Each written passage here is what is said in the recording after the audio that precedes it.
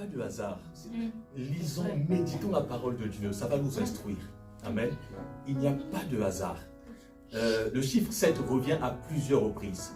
Les 7 trompettes, les 7 sacrificateurs, le 7e jour, vous allez pousser des cris. 7. C'est très important. Le chiffre 7, il revient plus de 1600, je pense 1621 fois dans la Bible. C'est un chiffre qui revient beaucoup.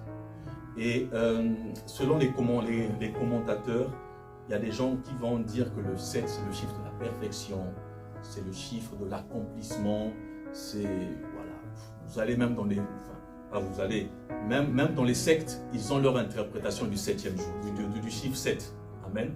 C'est un chiffre qu'il faut comprendre, mais vraiment par la révélation du Saint-Esprit. Et le but pour lequel nous sommes en train de méditer, c'est pour enlever un peu les clichés, pour se dire, au fait, j'ai des connaissances, mais je mets la balle à terre.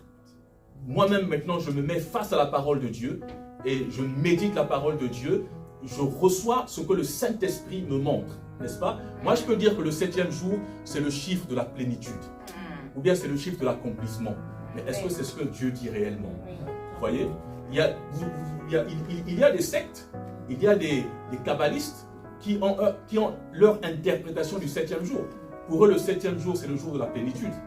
Et ils associent ça à Dieu. Mais est-ce que c'est ce que le Saint-Esprit te dit quand tu es en train de méditer la parole? Et ici, le 7e jour, nous pouvons l'associer au contexte. Enfin, le chiffre 7. Nous pouvons l'associer au contexte qui est là. Mais dans Apocalypse, tu vas associer le chiffre 7, les 7 sceaux, les 7 trompettes. Vous pensez que c'est des bonnes choses, non? C'est un 7 qui est un 7 du jugement. Vous voyez? Ça montre un jugement. Les 7 sceaux, les 7 trompettes, ça montre un jugement. Et ça, on le lit. Vous voyez, ils prennent des trompettes. Dès qu'ils commencent à souffler dessus, il y a une première catastrophe qui vient. Donc ça symbolise un jugement, n'est-ce pas? Et ici, notre chiffre 7, c'est pour ces croyants-là, le chiffre de la victoire. Ou bien, mais c'est une signature de Dieu, n'est-ce pas? C'est une signature. Quand on lit 7, on sent que Dieu est présent dans cette lettre. C'est une signature, c'est une marque de Dieu. Donc pour moi, dans ce passage, en lisant, c'est ce que j'ai reçu. Je ne l'ai pas lu quelque part, mais j'ai reçu dans mon cœur que je voulais partir dans le sens où il faut chercher la correspondance du chiffre 7. Mais le Saint-Esprit m'a dit, ne pars pas sur ce terrain. Sinon tu vas aller loin, tu vas rentrer dans les choses bizarres. Ne pars pas dans ce terrain. Et donc je me suis retenu, j'ai gardé que le chiffre 7, c'est la signature de Dieu. Parce que Dieu est très présent dans cette lettre. Il est très présent. Les 7 sacrificateurs, c'est des prêtres, ils servent Dieu.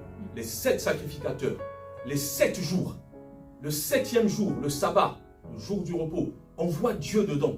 On voit l'action de Dieu. Et dans tout ce que vous avez résumé, c'est extraordinaire. Parce que nous voyons que ce n'est pas par la force de l'armée que les murailles sont tombées, mais c'est par la puissance de Dieu que les murailles sont tombées. Ce n'est pas quelqu'un qui a pris un marteau pour briser la muraille, n'est-ce pas? Mais c'est Dieu, c'est la puissance de Dieu. C'est Dieu qui a fait tout ça. Vous voyez? Et Dieu le fait pour ne pas que les hommes puissent se glorifier. Pour ne pas que Josué puisse dire, ou bien d'autres puissent dire, c'est par notre force que les murailles sont tombées, n'est-ce pas? Mais non, ce n'est pas par la force que les murailles sont tombées. Bien aimé, il y a des victoires où il n'y a que la main de Dieu qui agit. Et toi-même, quand tu t'assois avec le recul, tu te dis, mais comment j'ai fait pour sortir de cette situation? Il n'y a que Dieu, bien aimé. Il n'y a que Dieu. Dans nos batailles, il n'y a que Dieu. Amen. Alors, avant d'aller loin, on va lire ce passage, parce qu'il est bon de lire la parole de Dieu, d'honorer le Seigneur. Alors, Josué chapitre 6, à partir du verset 1. Jéricho était fermé et barricadé devant les enfants d'Israël. Je vais lire et commenter au fur et à mesure. Je n'ai pas aimé, ça c'est la version Louis II. Je n'ai pas aimé cette version parce que moi j'aime bien des détails qui font tilt dans mon esprit, n'est-ce pas? Dans une autre version, moi j'ai une autre version, c'est une Bible hébraïque, mais dans d'autres versions vous allez trouver. On dira Or, Jéricho était fermé, n'est-ce pas? Et donc, ça nous montre que avant ce passage, il y a eu un passage. Et nous savons que Josué, lorsqu'il était proche de Jéricho, il lève la tête, il y avait un homme devant lui. Ok? Il y avait un homme devant lui, et cet homme, c'était un ange. Et l'homme va se présenter comme le chef de l'armée de l'Éternel. Et devant qui Josué va se prosterner. Ok? Alors, là encore, les gens diront, cet homme, c'était une image de notre Seigneur Jésus-Christ. Mais je vais vous décevoir pour vous dire que cet homme, c'était l'archange Michael. C'est lui le chef de l'armée d'Israël. Ok? Donc c'est lui le chef de l'armée d'Israël. Et c'est lui qui combat pour Israël. C'est l'archange Michael. C'est Michael, le chef de l'armée de l'Éternel. Ok? Donc c'est lui qui combat pour Israël. Et ça, je pense que vous le trouvez dans Daniel. Ok? Voilà, donc c'est lui. Et donc, Josué se retrouve devant Michael et il pose la question, es-tu des nôtres ou bien, il dit, bon, allez pas, voilà, je ne suis pas, je ne suis pas contre vous. Enfin, c'est le passage qui précède. Hein. C'est Josué chapitre 6, non, Josué chapitre 5. Mais en réalité, c'est le même passage, le 5 et le 6. La fin du 5, ça correspond au 6. Ok? Bon, voilà. Donc, je continue à lire. Donc, après qu'il ait parlé avec l'ange, l'auteur écrit en commençant par « Or, Jéricho était fermé ». Vous voyez? Il reçoit une garantie de la part de l'ange. Mais, quand tu vois dans les yeux physiques, tu sens même si j'ai reçu la promesse de l'ange là, mais quand je regarde Jéricho là, non, c'est compliqué pour moi. Vous voyez? C'est ça l'importance du or, la conjonction de coordination. Hein? Après qu'il ait parlé avec l'ange, l'ange lui a donné des garanties. Mais or, Jéricho avait été barricadé ou Jéricho avait été fermé. Et dans cette version, ici on dit devant les enfants d'Israël. Mais dans la vraie traduction, c'est écrit à cause des enfants d'Israël. Donc c'est à cause des enfants d'Israël que Jéricho a été verrouillé. Ils avaient mis des portes en fer. La muraille existait déjà, mais les gens pouvaient rentrer et sortir. Mais quand les gens, les habitants de Jéricho, ils avaient eu des échos que les enfants, que Dieu, ils avaient eu les échos de ce que Dieu avait déjà fait précédemment avec les enfants d'Israël. Ils avaient entendu que Dieu les avait fait traverser la mer Rouge. Ils avaient entendu que Dieu leur avait donné la victoire sur les rois qu'ils avaient rencontrés précédemment. Ils avaient entendu parler des exploits du peuple d'Israël. Et à cause de ça, ils ont verrouillé les entrées et plus personne ne pouvait rentrer ni ne pouvait sortir. Vous voyez? Alors, comment je sais qu'ils avaient eu des échos? On va partir dans Josué, chapitre 2. Et c'est Rahab qui va nous le dire. Josué, chapitre 2. À partir du verset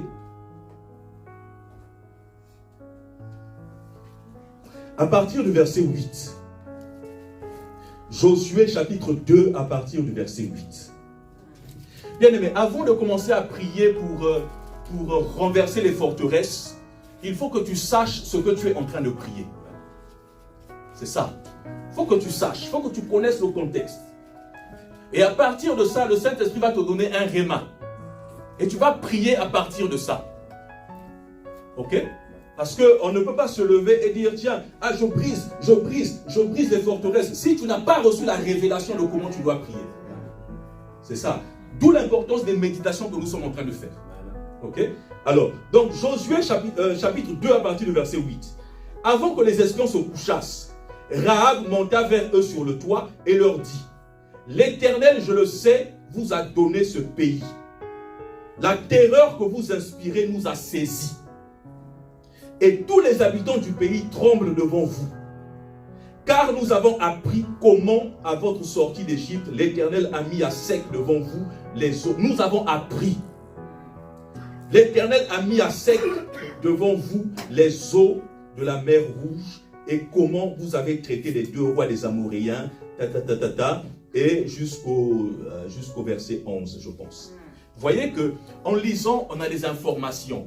Donc, Rahab nous révèle pourquoi tout d'un coup, Jéricho a été fermé et plus personne ne pouvait rentrer et pouvait sortir parce qu'ils avaient entendu les exploits de ce que Dieu avait fait. Et moi, je veux te dire ce soir, ne néglige pas les victoires que tu as eues à vivre dans le passé. Parce que les victoires, ce que Dieu a fait dans le passé, peut influencer ton avenir, peut influencer ta vie présente. Amen. Donc, Dieu a agi derrière et les ennemis ont entendu les exploits. Ils ont entendu, ils savent qui est le peuple d'Israël. C'est pourquoi, souvenez-vous de cette scène dans Actes des Apôtres, lorsque les fils de Sheva vont vouloir démoniser un démoniaque, il dira quoi? Le démon dira quoi? Il dira, oui voilà, eux ils diront au nom de Jésus-Christ que l'apôtre Paul prêche, mais le démon répondra, Paul on le connaît, Jésus on sait qui il est, mais toi qui es-tu? Bien-aimé, lorsque Dieu a fait des exploits avec nous, bien-aimé, les démons savent qui nous sommes. Nos adversaires savent qui nous sommes. Amen. Parce que Dieu a fait des exploits derrière. Amen. Ils savent qu'un tel n'est pas n'importe qui. Amen. Amen. Donc il y a une marque qui reste gravée en nous. La marque de la victoire. Amen. Donc ne négligeons pas les victoires. C'est pourquoi même dans nos temps de prière, dans nos temps de louange et d'adoration, rappelons-nous de ce que Dieu a fait pour nous, afin de le louer aujourd'hui lorsque nous traversons des moments difficiles. Vous voyez? Donc, ils n'ont pas oublié ce que Dieu a fait. Alors, Jéricho était fermé devant les enfants d'Israël. Personne ne sortait et personne n'entrait. Ok, moi j'avais dit or au départ. Au deuxième verset, là encore, il y a une conjonction de coordination. Il y a un mais. Donc, or, Jéricho était fermé et barricadé. Ok?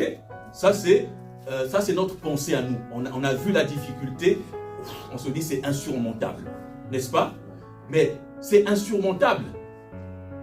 Au verset 2, il est écrit « Mais l'Éternel dit à Josué ». Donc dans la difficulté, l'Éternel, le « mais » là, c'est l'Éternel qui vient consoler, qui vient rassurer Josué.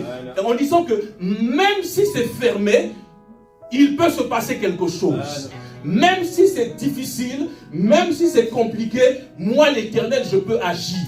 N'est-ce pas? C'est d'où l'importance des conjonctions de coordination. Or, mais l'Éternel dit à Josué, mais malgré la difficulté, l'Éternel vient rassurer Josué que ça va se passer. Amen.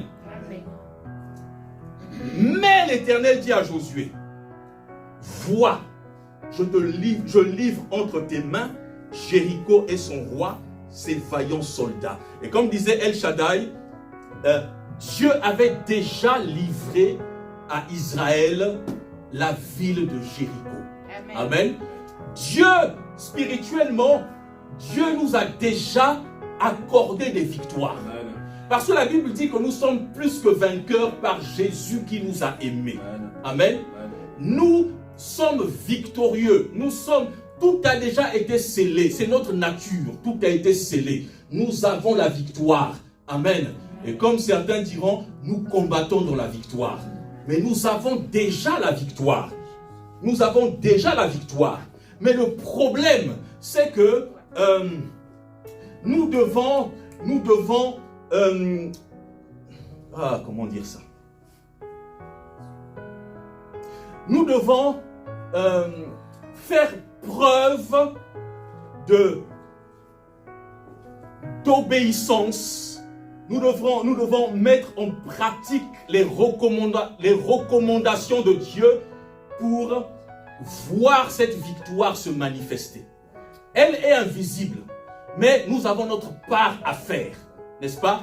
En fait, c'est comme si c'est nous qui décidons de voir cette victoire. C'est nous qui décidons de saisir cette victoire. nous décidons ou non de saisir la victoire qui est déjà la nôtre. Nous décidons ou non d'obtenir les choses qui nous ont été promises. Amen. C'est nous qui décidons. Vous voyez? C'est nous qui décidons. Maintenant, au verset 3, Dieu va dire il va donner des instructions. Est-ce qu'on y est? Amen. Okay. Il va donner des instructions. Donc, il y a beaucoup de choses à retenir, beaucoup de leçons à retenir de cette bataille. Dieu a déjà donné à Israël. Mais il faut que Israël rentre en possession de ce que Dieu lui a déjà donné. Ok? Alors,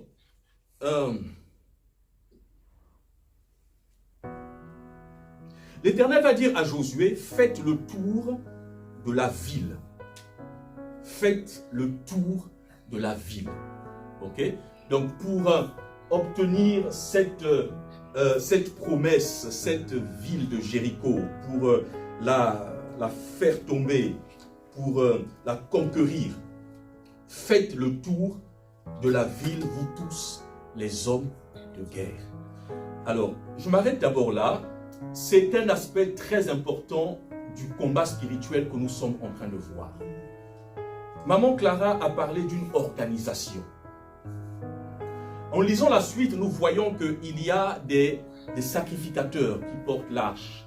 Il y a des personnes, des hommes de combat qui sont devant et d'autres sont derrière pour fermer la marche.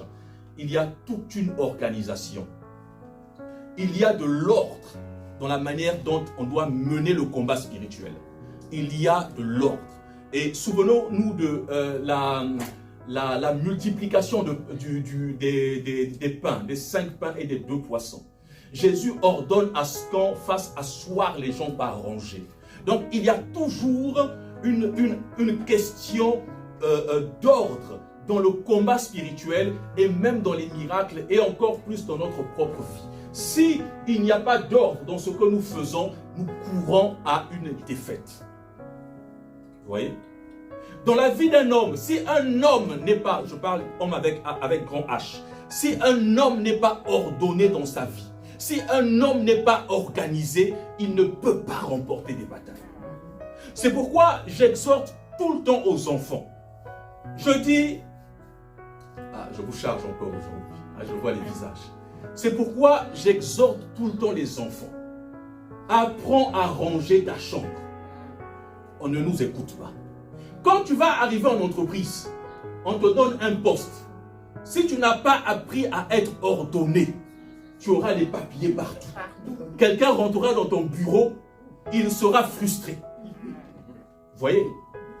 On dit encore, quand tu commences à débarrasser la table, va jusqu'au bout.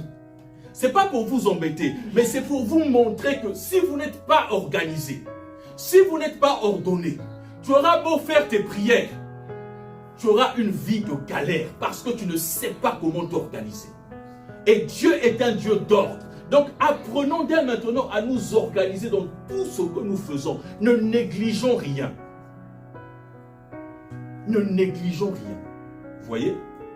Dieu, pourtant il peut se dire, moi je suis puissant, je n'ai pas besoin d'ordre. Il suffit d'étendre la main, aussitôt les murailles sont tombées, aussitôt c'est fait. Mais bien aimé, c'est faux. Dieu nous enseigne l'ordre et la discipline. Moi je ne veux pas que nous soyons, nous sommes tous des anciens dans la foi, n'est-ce pas? Mais il y a, aujourd'hui avec le recul, on se rend compte que nous avons tapé à côté dans l'interprétation de beaucoup de doctrines. On n'a pas privilégié la discipline. On n'a pas privilégié l'ordre. Vous voyez, les gens préfèrent passer peut-être des temps dans les veillées de prière, aller à gauche et à droite, mais leur propre vie, ils n'y prêtent pas attention. Un jour, je prêcherai sur les armes dans Éphésiens chapitre 6. Là, hein? Je prêcherai là-dessus. On comprendra qu'on se projette beaucoup sur le côté spirituel, mais notre propre vie, nous la négligeons. nous négligeons notre propre vie. Vous savez, le diable, il nous fait des réclamations, pas forcément parce que nous ne prions pas ou comment, mais parce que quand il regarde notre vie, il voit que nous ne sommes pas organisés. Il voit que nous ne sommes pas des gens corrects. Mais c'est notre manière de vivre. Amen. Alors, si tu vis d'une manière droite, bien aimé, le diable ne trouvera aucune faille pour te faire tomber. Mais le problème, c'est notre vie. Il n'y a pas d'organisation. On fait les choses au hasard, sans réfléchir. On fait les choses au hasard. Et ça, c'est une arme que nous donnons à Satan pour nous réclamer. Parce que notre vie n'est pas organisée. Donc, Dieu est un Dieu d'ordre. Il ne fait rien au hasard. Donc, il va positionner les hommes de guerre. Parce qu'à cette époque, Israël est classé en tribus. Amen. Il y a les 12 tribus. Et dans les 12 tribus, chacun a une spécialité. Dan, par exemple, lui, c'est la justice. Ok? Dan, c'est la justice. Et les hommes de guerre, ça sera Gad. Hein? Donc, devant, il y aura Gad, il y aura la tribu de Gad. Devant, il y aura Ruben et il y aura la demi-tribu de Manassé. Donc, ce sont des gens aguerris. Amen. Ce sont des gens aguerris. Ce sont des gens qui sont capables de tenir l'épée. Donc, Dieu les met devant. Et après, il y a les sacrificateurs qui portent l'arche. Et les sacrificateurs, c'est la tribu de Lévi. Vous voyez? Donc, ces gens-là, ils portent l'arche. Ils portent des trompettes. C'est des prêtres. Et après, il y a le peuple. Et donc, il y a vraiment l'ordre dans cette bataille. Et le combat spirituel doit être mené dans l'ordre et dans la révélation du Saint-Esprit. Si tu n'as pas la révélation, si tu n'es pas ordonné, ne mène pas le combat spirituel. Parce que tu vas crier, tu vas souffrir pour rien. C'est pourquoi il y a des prières qui ne sont pas exaucées. Pourquoi? Parce que les gens n'ont pas la révélation de la parole de Dieu. D'où l'exercice que nous sommes en train de faire, c'est de nous asseoir et que chacun médite la parole de Dieu afin d'être efficace dans ce qu'il fait, afin d'être efficace dans sa vie chrétienne. Ça passe par la méditation de la parole de Dieu. Amen. Alors, on va pas aller loin. Josué chapitre 1. Josué chapitre 1. On va lire à partir du verset 7. Fortifie-toi seulement et aie bon courage en agissant fidèlement selon toute la loi que Moïse, mon serviteur, t'a prescrite. Ne t'en détourne ni à droite ni à gauche afin de réussir dans tout ce que tu entreprendras. Ne te détourne pas de la loi de Dieu. Que ce livre de la loi ne s'éloigne point de ta bouche. Médite-le jour et nuit pour agir fidèlement selon tout ce qui y est écrit. Car c'est alors que tu auras du succès dans tes entreprises. C'est alors que tu réussiras. C'est en méditant la parole de Dieu, en creusant la parole de Dieu, en restant concentré à écouter ce que le Saint-Esprit est en train de te révéler. Parce que le Saint-Esprit, il nous donne des stratégies. C'est en méditant la parole de Dieu, en cherchant, en priant, en faisant cet exercice que nous recevons des stratégies. Et donc, pour mener le combat spirituel de manière efficace, il faut recevoir des stratégies. Ça ne vous est jamais arrivé, vous traversez une période de galère. Vous ne savez pas comment faire. Mais, tout d'un coup, le Saint-Esprit vous donne une stratégie. Il te dit, fais ça, fais ça, fais ça. Vous voyez? Et là, qui est en train de t'aider? C'est toi-même ou bien c'est le Saint-Esprit qui est en train de t'aider? C'est le Saint-Esprit qui t'aide dans la bataille que tu es en train de mener. Il te donne des stratégies. Donc, faites le tour de la ville. J'ai bientôt fini. Dimanche prochain, on va continuer là-dessus. Vous tous, les hommes de guerre, faites une fois le tour de la ville. Tu feras ainsi pendant 6 jours. Donc, l'instruction qui est donnée, c'est de faire déjà le tour de la ville pendant 6 jours. Donc, vous faites le tour de la ville une fois et ils repartent dans le camp se reposer. Le lendemain, ils reviennent, ils font encore le tour de la ville, ils vont se reposer pendant 6 jours. Ils font le tour de la ville. Et au 7e jour, ils vont faire le tour de la ville 7 fois. Et à la 7e fois, ils vont sonner les trompettes. Amen. Amen. Et donc, Les trompettes, il y a plusieurs explications. En fait, ça annonce plusieurs événements. On sonne des trompettes pour mobiliser les troupes pour aller en guerre. On sonne des trompettes pour proclamer un ton de joie. Amen. Mais dans Apocalypse, on sonne des trompettes pour annoncer le jugement aussi. N'est-ce pas? Voilà. Et donc, concernant Josué, c'est peut-être, on a sonné la trompette pour montrer peut-être un ton de joie, n'est-ce pas? Un ton de joie, mais peut-être aussi un ton de jugement, puisque les murailles de Jéricho sont tombées. Ok? Donc, c'est pourquoi je dis dans l'interprétation des Écritures, il faut voir plusieurs contextes. C'est vraiment en fonction des contextes. Ouais, c'est vraiment des contextes. Alors, je continue. Le 7e jour, vous ferez 7 fois le tour de la ville et les sacrificateurs sonneront les trompettes. Là, on est dans des instructions. Dieu donne des instructions dans le combat spirituel. Amen. Il donne des instructions. Quand ils sonneront la corne retentissante, quand vous entendrez le son de la trompette, tout le peuple poussera de grands cris. Alors la muraille de l'Éternel, la muraille de la ville s'écroulera. Donc, à la 7e trompette, tout le peuple poussera des grands cris. Je vais terminer par ça. Alors, à la 7e trompette, le chiffre 7 est aussi associé à Jésus-Christ. Amen. Donc, nous savons que selon 1 Thessaloniciens chapitre 4 ou chapitre 5, que Allah a, au son de la trompette, le Seigneur viendra et les morts ressusciteront premièrement. Et nous qui serons restés, nous seront enlevés avec eux. Mais à la dernière trompette. À la dernière trompette. Et donc, lorsqu'ils ont sonné la trompette, les murs se sont écroulés. Et ils ont possédé la ville et tout ce qu'il y avait. Ça nous préfigure le grand jour. Amen. Le retour de notre Seigneur Jésus-Christ. Lorsque la trompette sera sonnée, les morts en Christ ressusciteront premièrement. Et nous qui serons restés, nous serons enlevés avec lui dans les nuées. Et nous resterons avec Christ. Alléluia. C'est donc une trompette qui exprime la joie du peuple. La joie parce que le Sauveur revient. La joie parce que la ville a été prise. Et la victoire est là. La victoire, le son de la victoire. Le son de la trompette de la victoire. Alléluia. Amen. Que Dieu vous bénisse. Dimanche prochain, on va continuer. Alléluia. Jésus-Christ reviendra et la trompette sonnera. Nous serons enlevés avec Christ. C'est une période de joie qui est annoncée. C'est une période de joie.